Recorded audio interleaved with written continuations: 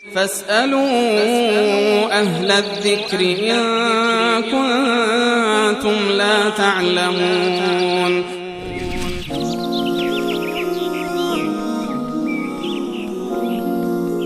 بیننده بعدی ما محمد قسیم از پیرانشهر، سوالشان این است که آیا مسح کردن پشت سر در هنگام وضو جایز است یا خیر؟ اگر قسمتی عقبی سر بوده باشد مسح کردن او در وضو لازمی هست. جزی از مسح سر است که یعنی در نزد اکثر علما و اکثریت علما که راجح هم او هست، مسح او لازمی هست. بله. قسمی که مسح پیش سر لازمی است و اقل شی در تمام مذهب ها اهل سنت هست که باید، سنت و مستحب است که باید مسح شود.